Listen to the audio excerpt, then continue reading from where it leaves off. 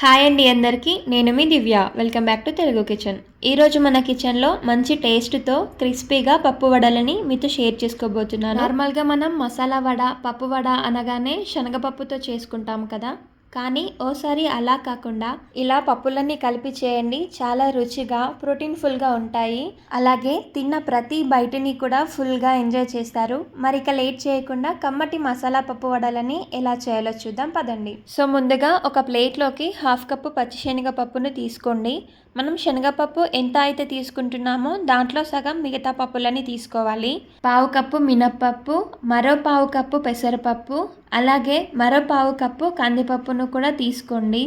ఇందులోకే ఒక 2 ఎండుమిరపకాయలు కూడా తీసుకొని ఇప్పుడు వీటిని ఒక మిక్సింగ్ బౌల్లోకి తీసుకుందాము. రెగ్యులర్గా అయితే ఈ వడలను ప్రిపేర్ చేయడానికి పెసర్లని యూజ్ చేస్తాను, కానీ ప్రస్తుతానికి ఇక్కడ పెసరపప్పుని తీసుకున్నాను కదా, సో ఏంటంటే ఇక్కడ మీరు పెసర్లు కానీ లేదా పెసరపప్పు ఏదైనా తీసుకోవచ్చు. ఇలాగా పప్పులన్నిటిని మిక్సింగ్ బౌల్లోకి తీసుకున్నాక నీళ్ళను పోసుకొని ఒక 2-3 సార్లు బాగా కడిగేసుకొని మళ్ళీ ఫ్రెష్గా నీళ్ళను తీసుకొని ఒక 3-4 గంటల పాటు నానబెట్టండి. ఒకవేళ మీకు ఈ పప్పులన్నీ కూడా త్వరగా నానాలి అనుకుంటే వేడి నీళ్ళు పోసి నానబెట్టారంటే పప్పులన్నీ కూడా తొందరగా నానిపోతాయి. అలాగే మీరు వడలని కూడా తొందరగా ఫినిష్ చేసుకోవచ్చు. సో ఇక్కడ నేను 3 గంటలు నానబెట్టిన తర్వాత చూపిస్తున్నాను. చూడండి, పప్పులన్నీ చక్కగా నానిపోయాయి కదా. ఇప్పుడు ఇందులోని నీళ్ళను వంపేసి తీసుకోండి. పప్పుల్లోని నీళ్ళను మొత్తం వంపేసుకున్న తర్వాత మనం మిగతావి మిక్సీ పట్టుకునేంత వరకు ఈ పప్పులని పక్కనుంచి ఒక చిన్న మిక్సీ గిన్నెని తీసుకోండి. ఇందులోకి ముందుగా 2 పచ్చిమిరపకాయలను, 1 ఇంచు అల్లం ముక్కని, అలాగే ఒక 4-5 వెల్లుల్లిని తీసుకొని వీటిని గ్రైండ్ చేసి తీసుకోండి. సో ఇలాగా మనం వీటిని ముందే గ్రైండ్ చేసామంటే అన్నీ కూడా మంచిగా గ్రైండ్ అవుతాయి. ఆ తర్వాత నీళ్ళను వంపేసిన పప్పుని తీసుకోండి. అలాగే ఒకవేళ మీకు వడలల్లో పప్పు పలుకులు అక్కడక్కడ తగలాలి అని అనుకుంటే ఇందులో నుండి ఒక 2-3 టేబుల్ స్పూన్ల పప్పుని తీసి పక్కనుంచుకొని మిగతా పప్పుని తీసుకొని గ్రైండ్ చేయొచ్చు. కానీ నేను ఇక్కడ పప్పు మొత్తాన్ని మెత్తగా కాకుండా బరకగానే గ్రైండ్ చేస్తాను కాబట్టి మొత్తం పప్పుని తీసుకున్నాను. ఇలా తీసుకున్న పప్పుని ఒకేసారి కంటిన్యూగా గ్రైండ్ చేయకుండా మధ్య మధ్యలో ఆపుకుంటూ ఇలా స్పూన్తో మిక్స్ చేసుకుంటూ గ్రైండ్ చేయండి. ఒకవేళ మనం అలాగే గ్రైండ్ చేసామంటే కింద పార్ట్ అనేది బాగా గ్రైండ్ అయిపోయి మెత్తగా అయిపోతుంది, పైన ఏమో పప్పు పప్పుగా అలాగే ఉంటుందన్నమాట.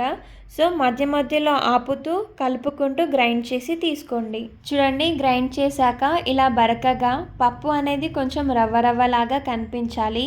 ఈ విధంగా గ్రైండ్ చేస్తే వడలు చాలా క్రిస్పీగా మంచి టేస్టీగా చక్కగా వస్తాయన్నమాట. సో ఇప్పుడు దీన్ని ఒక మిక్సింగ్ బౌల్లోకి తీసుకుందాము. ఇప్పుడు ఇందులోకే సన్నగా తరిగిన కొన్ని కరివేపాకులని, అలాగే సన్నగా కట్ చేసిన ఉల్లిపాయ ముక్కలు కొన్ని, 2 టేబుల్ స్పూన్ల కొత్తిమీర ఆకులు, అలాగే రుచికి సరిపడా ఉప్పుని, 1 టేబుల్ స్పూన్ ధనియాల పొడి, అలాగే 1/2 టీ స్పూన్ పసుపుని కూడా వేసుకొని ఇదంతా కూడా బాగా మిక్స్ చేస్తూ కలపండి.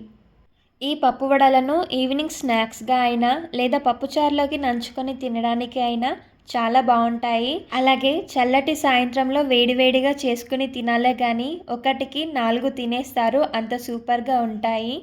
అలాగే ఈ పప్పు వడలు మరింత క్రిస్పీగా రావడం కోసం ఇందులోకి ఒక 2 టేబుల్ స్పూన్ల వరకు కార్న్ఫ్లోర్ని తీసుకుంటున్నాను. ఇన్ కేస్ కార్న్ఫ్లోర్ లేకపోతే ఇక్కడ మీరు బియ్యం పిండిని కూడా తీసుకోవచ్చు. ఇందులోకి మనం మళ్ళీ ఎక్స్ట్రాగా నీళ్ళు వేయాల్సిన అవసరం లేదు. ఇదంతా బాగా కలిసిపోయేలాగా కలిపాక వీటిని వడల్లాగా వేసుకుందాము. డీప్ ఫ్రైకి సరిపడా ఆయిల్ని తీసుకొని బాగా వేడి చేయండి. ఆయిల్ బాగా వేడయ్యాక పిండిని చేతుల్లోకి కొంచెం కొంచెంగా తీసుకుంటూ వడల్లాగా చేసి తీసుకుందాము. మరీ పలుచగా కాకుండా మరీ లావుగా కాకుండా ఇలా మీడియం లావుగా చేసి తీసుకోండి. వడలు చుట్టూరా పగిలినట్టుగా రాకుండా ఇలా నీట్గా అడ్జస్ట్ చేసుకొని వేడివేడిగా ఉన్న ఆయిల్లోకి తీసుకోండి. సేమ్ ఇదే ప్రాసెస్లో ఒక్కొక్కటిగా చేసుకుంటూ వేడిగా ఉన్న ఆయిల్లోకి తీసుకోవాలి.